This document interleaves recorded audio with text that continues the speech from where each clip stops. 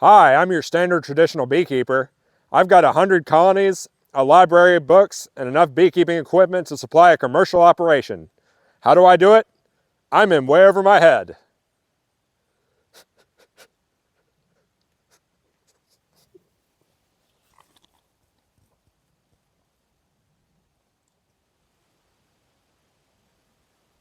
Good afternoon, beekeepers and bee enthusiasts. How you doing? It's another great day at the farm. And we're hanging out. It is a cooler day in November.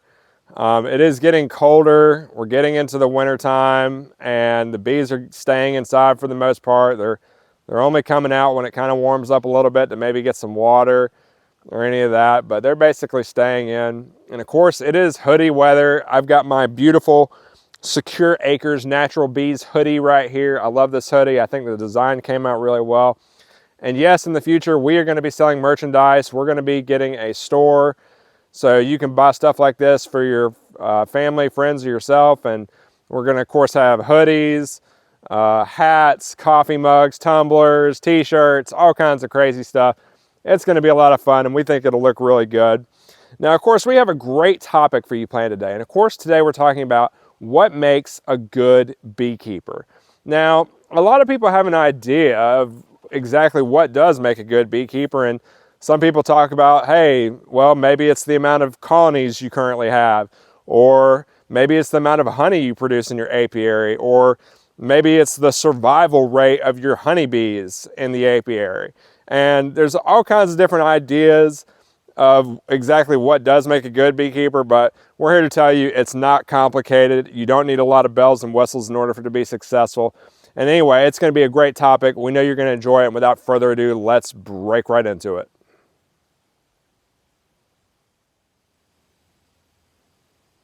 So what exactly does it take to be a good beekeeper? You know, any of us wanting to get involved in beekeeping, we want to be successful.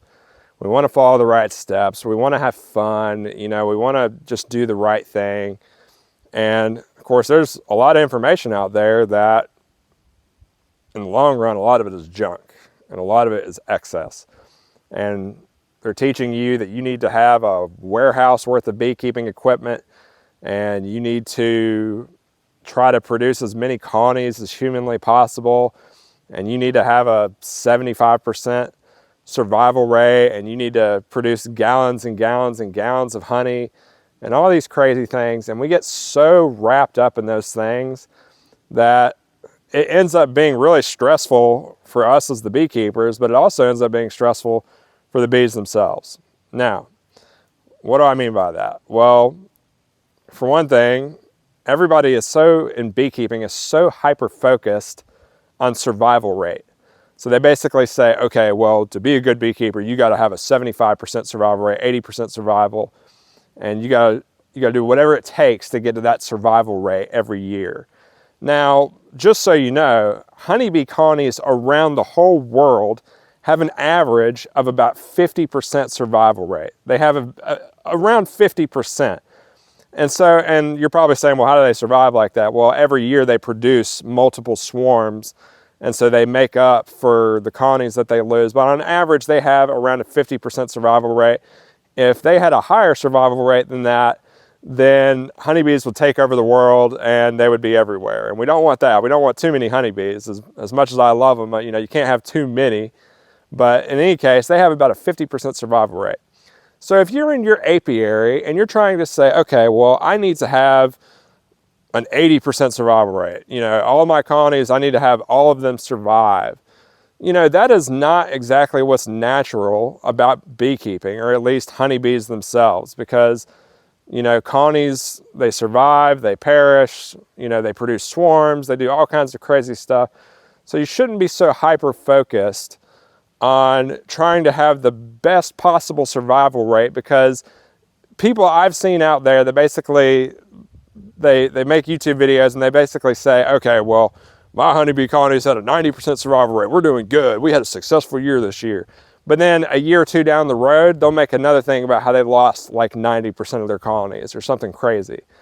So in the end, you can't hyper-focus about something like that. You can't get too crazy about it, because your honeybees are going to live, they're going to perish. I think last year we lost probably 2/3 of our colonies. We lost a lot of colonies that year. And a few years prior to that, we had all of our colonies survive over the year. So I'm telling you right now, what makes a good beekeeper is not your survival rate. It's not, because honeybees will perish, they will live, they will do their thing. And if you have a really good year, then that's great. But then also, if you have a bad year and you lose a lot of colonies, you shouldn't look at it and say, well, I'm a failure, I did something wrong because a lot of my honeybee colonies didn't make it. You shouldn't look at it like that. You should look at it like, hey, I am providing beautiful housing like you see in this beautiful Layens hive right here. I'm giving them a place to stay. We're catching swarms. If they move in, that's great, and we catch them. If they leave or they perish, then unfortunately, that's just what happens sometimes. So you shouldn't get so hyper-focused about survival rate or something like that, and you shouldn't let it stress you out.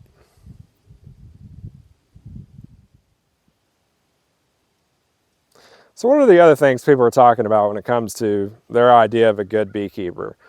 Now, I have people come on our YouTube channel all the time and they say, Wes, how many colonies do you have? Do you have 10? Do you have 20? Do you have 50?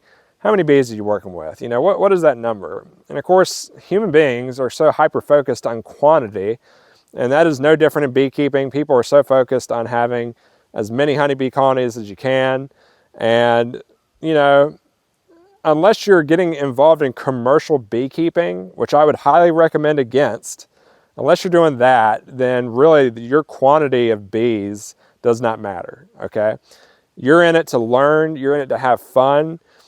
Here in our apiary, I think we have 7 colonies right now, and I'm not ashamed by that because we've had more colonies, we've had less.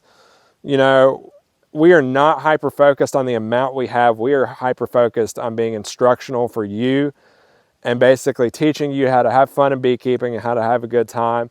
And a big part of that is not stressing about how many colonies you have, okay? You shouldn't worry about it because you're going to have good years and you're going to have bad years as a beekeeper. It's just going to happen. So, you know, whether you have 1 colony or you have 50, you're still learning from your honeybees. You're still having fun. Yes, if you have more, then you have potential to produce a little bit more honey, and that's nice. But, you know, really, I tell you what, I've had years where we haven't produced that much honey, and that honey is still, in my opinion, the most delicious honey on the planet. I mean, I don't care that we don't have 10 gallons or whatever. You know, even that small amount that we produce, I'm happy with. I'm happy to give it to our family and friends, and that makes it really good. You know, I've said in the past, you know, on this farm, we don't really want to have more than about 20 colonies of honeybees because I like to space my honeybees out. Call it what you will, I like to space them out. You see right here, I don't have any other honeybee colonies around this one. We give them their space, and we like doing that. And the reason why we do that is because in nature, when honeybees live in the wild, you know, they don't all, you won't have like 10 colonies living in 10 trees right beside each other. They like to space it out themselves. So we like to space out our bees too. And so I don't want 300 colonies of honeybees where I've got tons sitting right beside each other and all that stuff. I want to have them spaced out, and, you know, at the end of it, we're just trying to provide instruction for y'all and give you some good information. And so I can do that with 1 colony, I can do it with 10 colonies, I can do it with anything. I'm not focused on the quantity of my bees, and you shouldn't either, and you'll be a lot more successful if you think about it in that point of view.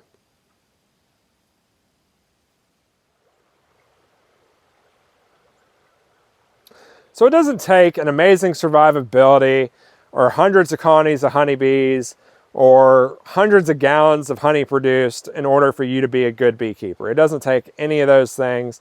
What it does take for you to be a good beekeeper is the amount of fun you are having while you're keeping bees. Now, what do I mean by that? When we kept bees from 2011 to 2017, we did the traditional style of beekeeping. We were treating our bees every year. We were going into all of our colonies multiple times a year and disturbing them and looking at them. We were feeding them processed sugar and all this crazy stuff.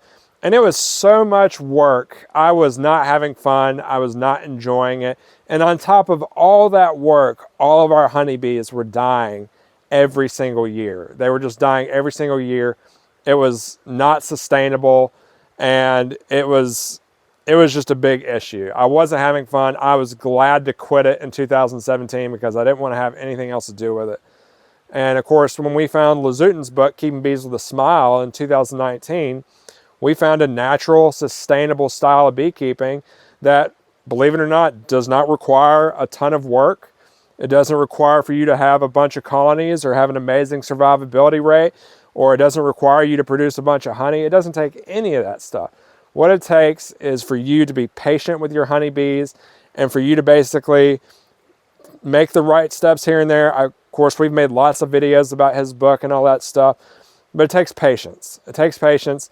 And what we discovered after reading his book and totally revamping how we kept bees, we're finally having fun in beekeeping. So now every spring, when it's the swarm season, I have so much fun looking for swarms and catching swarms of honeybees.